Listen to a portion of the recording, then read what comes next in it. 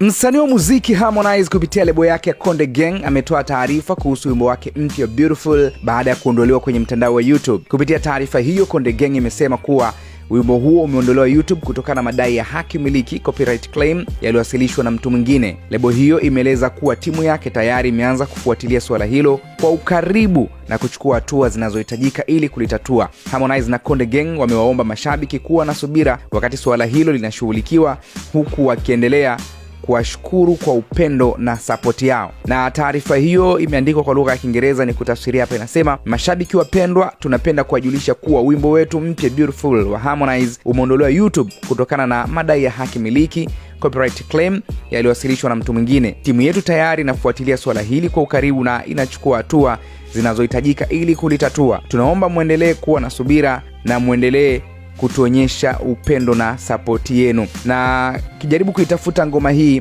kule YouTube, kitafuta video yake, utakuta unaambiwa it was removed following a copyright removal request by K White. So K White amelalamikia haki miliki, mwisho wa siku wimbo huu umeshushwa YouTube. Pale ambapo mtu anaenda kuclaim copyright kwenye jambo fulani, huwa ngoma inashushwa, na ni mtandao ambao wasanii wengi pia wanalalamikia kwa namna ambavyo umekaa. Yani mtu anavyokuja tu kuclaim copyright, moja kwa moja ngoma inashushwa, hata kama kuna namna ambavyo vitu haviko sawa. So nadhani pia YouTube watashughulikiaga hili jambo kwa sababu limeshakuwa changamoto kweli kweli. Maoni yako ni yapi? Yaweke kwenye uwanja wa comment. Usisahau kusubscribe, bonyeza alama ya kengele uwe wa kwanza kupata taarifa zetu mbalimbali. Mimi ni Sadi TZ, hii ni Simulizi na Sauti.